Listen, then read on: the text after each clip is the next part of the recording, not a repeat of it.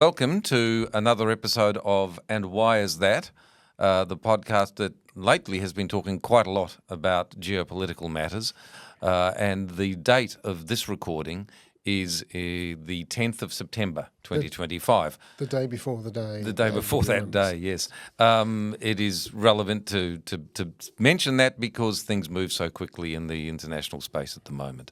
A very big welcome to Ambassador Yamagami Shingo, who's the immediate past ambassador of Japan to Australia, and a man with a very significant experience in foreign affairs. You were also, I think, Ambassador, a director of intelligence for the Foreign Office in Japan.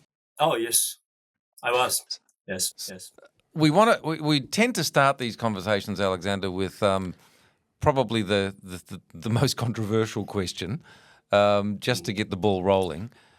So the question to get us rolling is a major conflict in our region inevitable, and is that likely to be in the foreseeable future, in your estimation, Ambassador? Well, no, thank you, for asking that very, very, important question, John. And I'd like to say no, as a, agent of peace, as a former, Japanese ambassador to Australia.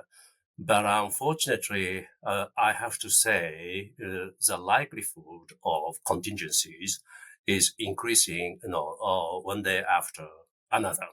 If you recall the massive military parade which took place in Beijing, Tiananmen Square last week, I was a ghost. I was just embarrassed to see that extraordinary scene of three dictators standing side by side. Of course, I'm talking about Xi Jinping, Putin, and Kim Jong-un. And I think this show of strength and show of force is endangering the region we are living in. So this is a matter of serious concern to countries like Australia and Japan. If we may, Alexander, I think the question that exercises us is, what is the driving force for this aggressive, overly assertive, aggressive stance? And what does the Chinese Communist Party think that they will actually be able to get away with as a result of that? Well, we in Japan, have been long, struggling how to cope with resurgence of China. I mean, we are living in tyranny of proximity, so to speak. As we look at it, I think we have to mention three factors here.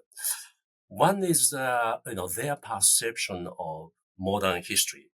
They regard the past century as a century of humiliation, having been subjugated to, colonialism and imperialism. Now they think that, this is their high time to, get back to where their original position. So they are, in a sense, motivated by this sense of vindication. And that makes the regional, situation very, very precarious. That's factor number one. Factor number two is the mentality of the Middle Kingdom.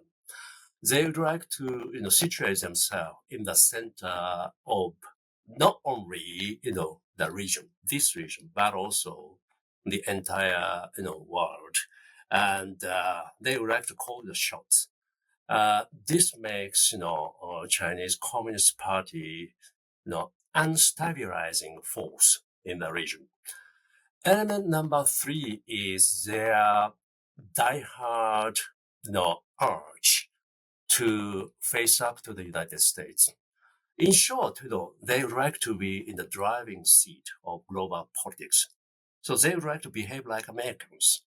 So I think these three elements combine together, which is creating turbulence in our region. So it's not simply an ego-driven endeavor of Chairman Xi. Which, at a simplistic level, it may appear if one just reads the media and thinks, well, he's being a bit like Putin. But Putin, again, we spoke to former ambassador, and I'm sure you've met him, former ambassador of Australia to Russia, Peter Tesh.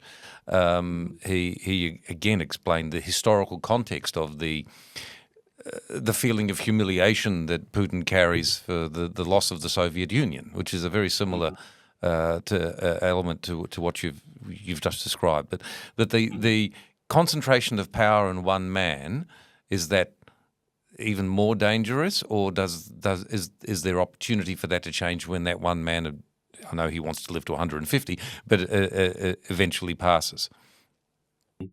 I think it's this overestimation of personal character of Xi Jinping is very misleading. And of course, under Xi Jinping, China has changed. China is now aspiring to be, a powerful nation rather than a rich nation. And this started under, Xi Jinping. That's for sure. And a good example of Xi Jinping's diplomacy is so-called, wolf warrior diplomacy, as you can see in the behavior of Chinese ambassador in Canberra. No, that said, I think, did it start?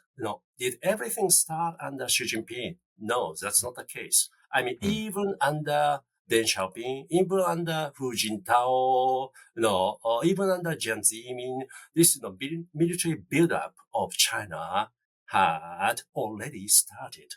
And they wanted to, both, rich and strong. They wanted to share this bitter experience of the century of humiliation. So yes, Xi Jinping is a destabilizing force, but at the same time, you cannot ascribe, everything bad to only, one particular leader.